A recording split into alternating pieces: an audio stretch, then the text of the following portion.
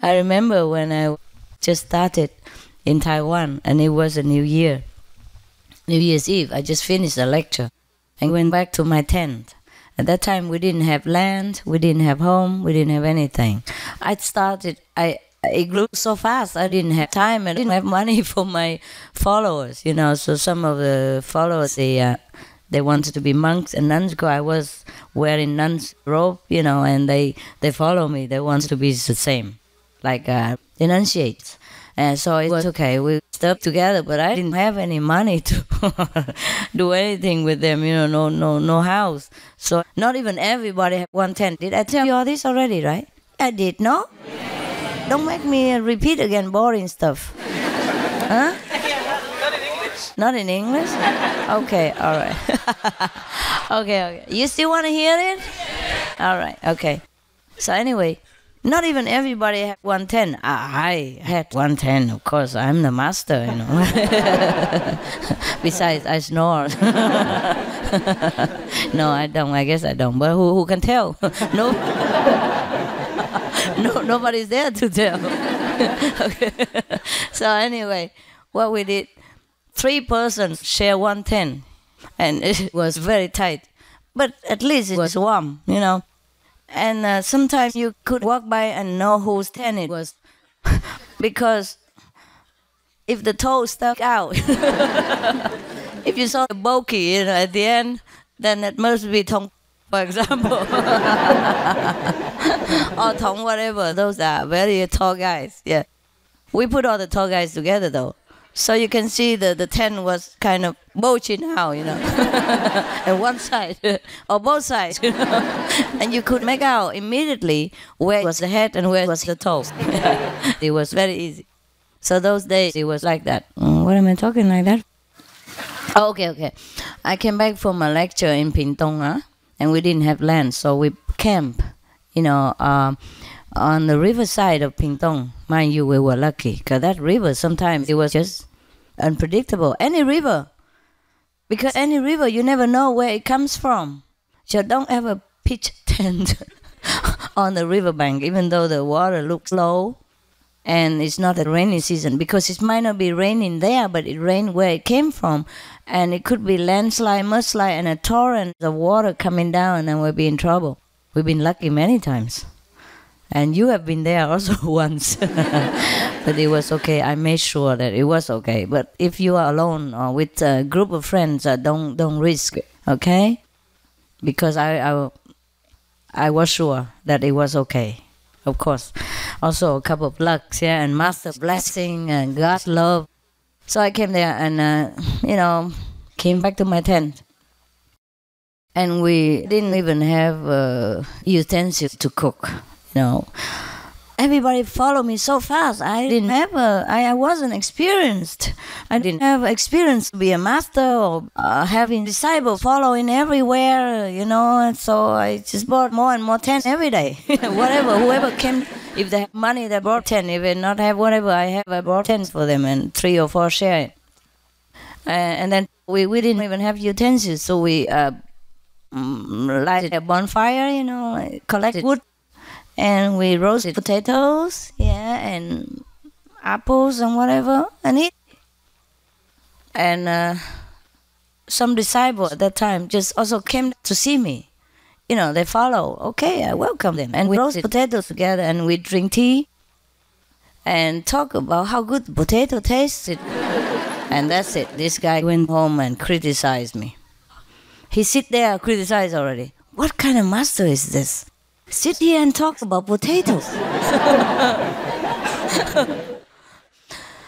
I haven't eaten all day, all of us. And we've been working, you know, and all that. And that was New Year's Eve. We're supposed to have 粽子, 包子, you know, bread, pudding, you know, sumptuous meal. You know, if we didn't have vegan chicken, at least we had vegan beef or whatever. Nothing. We just roasted something to eat and corns and all that stuff. And he sit there and criticize. Can you imagine?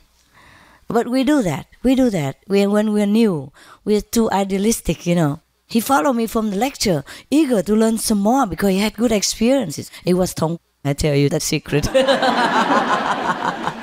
He confessed later. Now I tell you like this, maybe you share some of his karma, otherwise that guy is no help. Oh, he doesn't mind, he likes it. He shared it openly though. He was idealistic, you know, he kept looking for many years, and he was going to temples, was a monk temporary and all that, but he never found anything. But he went to my lectures just once, and his sickness was healed immediately, and he felt warm currents all over his body, and he sit there in samadhi. And he listened to my lecture, he read the book, the sample book, at that time that was all we had, sample book, and he felt, my God, he couldn't believe in this world there's still a master like this. So he went immediately, even though he was very busy. He was the only son working in that family, and the family relied heavily on him for the farm that they had. And he could actually not afford to leave at all. He could never leave his house, but he said he couldn't care less. He had to go. And then he experienced such a good thing, you know. He used to have pain in his arm all the time from milking the cow and the goats, and it was so painful, and he could not even move his fingers. And it's been for a long time, and nothing could cure him. But he went to the lecture, and the warm currents run all over his arm and his body, and then he was done, gone. And then he went into samadhi. That's how he liked it so much. And then he run after me, you know. We normally don't invite people there, you know. We had only a few tents. My God, already 3 in 1. How many more can we accommodate? So we did not invite anybody, but he ran with us, you know. He came following, and another one also. And then instead of thanking me or whatever, the blessing power that runs through me, he sit there and didn't even want me to eat the potato. He wanted more Buddha, you know what I mean? He wanted more of his Buddha. Well, of course he was very eager to learn, and who can blame him, you know what I mean?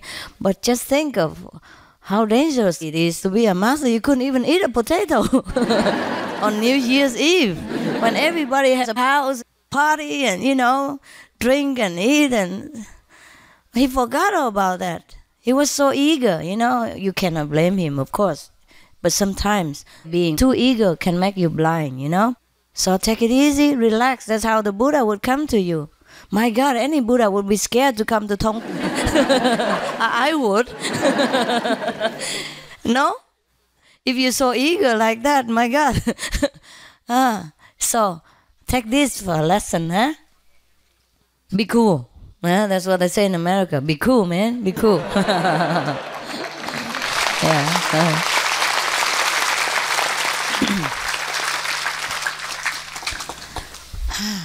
My bird, one of my pet bird, ran away once. I told you yesterday, small one. Yeah. She ran away. She wanted to experience the world, okay, and I'm happy. I say, if that's God's will, it's good. I originally intended to free all of you anyway. And if you can be free, it's cool. Just go.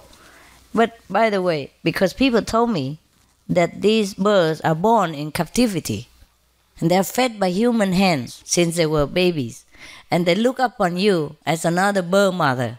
Yes, in fact, one of my birds told me that I'm a beautiful bird. No, I'm not kidding. I'm not kidding.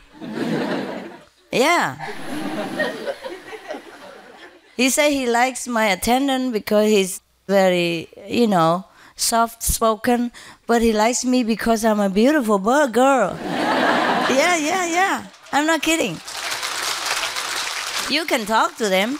You can talk to them, but you have to go down level, and it's still more tiring. Only do it in an emergency.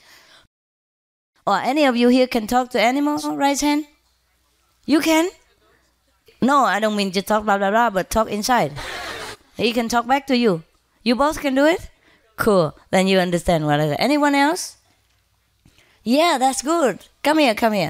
I'll let you talk to my birds later and verified what I said, that I'm a pretty bird. Right? Yeah. Now you be careful. If you don't like me, somebody likes me already as a bird. Yes. Because he say I wear colorful things, and you know, birds, they love colors. the parrot family, and they love colors. I wear sometimes colorful necklaces for them to pick on. I love that. Anyway, so you know, I mean, I'm not kidding, huh? Okay. So anyway, this bird, she went out, she enjoyed. She liked to enjoy the view and all that. But by the way, people told me they were born in captivity and they cannot survive outside so easily. One of the persons made an experiment with 100 parrots. 100.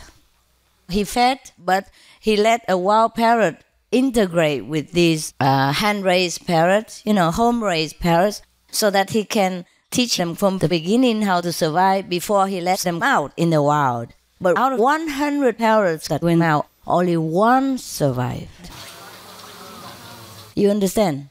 Therefore, I worried for this bird. Of course, I can tell her to come home, but I cannot force her. So we distributed flyers everywhere. She flew far. But then came back 1.5 days later. Yeah. And the reason we couldn't find her, because she said, you guys are so nervous and anxious. I'm so scared. What's the problem, So she was even nearby. She wouldn't let us know. So of course I know where she is, but I just couldn't see her. I knew where she was and we went in that direction. And sure enough, some people called us later and confirmed that we saw her there. And she even came down to a bicycle person and he had her in his hand. Everybody saw it. But then she flew again. No, she's very friendly. Of course, she can fly onto you, anybody. But then she flies away again. And I was in a correct place and a correct direction. Just she hid, so we couldn't find her. And then she said, it's because we are nervous. We are too anxious. We come on too strong. And the energy was too sharp, too frightening. So she didn't dare to respond. Yeah, but she came back alone later. She didn't go back home. She went next door. Quickie! Quickie! And I heard it. I said, sister, come here. She's over there. And sure enough, she was there. But when she saw us standing, she acted like nothing happened. She didn't even look at him, but squeak very loud though. Quickie, quickie, quickie, quickie, quickie. But don't look at him. Quickie, quickie, And when she came home, we fed her. She didn't eat. Like, okay, I ate out already, But when we came inside the room and looked outside, oh, she ate like crazy. Oh my God, eat, drink, eat, drink, eat, drink. My goodness. Back and forth, back and forth. Oh, I looked at her and I feel tired for her, My God, so quick. Chup, chup, chup, chup, chup, chup. Eat, drink, like this. As if there's no chance anymore after, like you're going to die without food. And I walked out and said, my God, you enjoy. I'm glad you enjoy the food, honey. And she stopped like, she stops and looked around in the air somewhere. Oh, weather is nice, Quickie, quickie. Nothing happened. And I went back in the house again and peeped through the window. Chuck, chuck, chuck, chuck, chuck, chuck, chuck.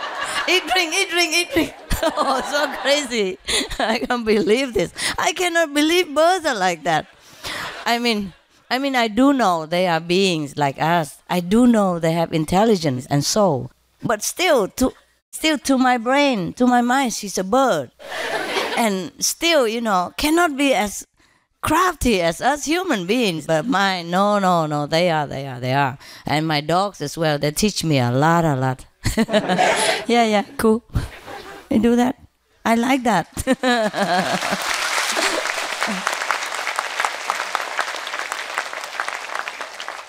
So the more you study them, the more you have to respect all beings, because they really do know. They really do know. Many things they know that I'm surprised. They play like they don't know, they don't care, because they want to play birds and dogs. But when they have to defend for their own or whatever, like for example, you like a big bone, honey? Oh yeah, oh yeah. And then run to where the big bone is and stay there. How do they know? What does big bone mean to them? They know anything. Normally it's like, come here, and they're playing, they don't want to come. But it's, you want to go out? Oh, yeah, run immediately to the leash or to wherever, the door, and wait for you. Huh? And don't tell me they don't know. They know everything. You know why? Even though they don't understand English, when you speak to them, even if you don't have the ability to converse with animals, when you speak to them, you form a picture in your mind somehow, and that picture is what they get. You see what I mean? So they understand you. They do understand perfectly what you say, except when they ignore you, they don't want to understand. And that's a different thing. I forgot what they all do to tell you, but they're really intelligent. They really understand and do it appropriately. Yeah.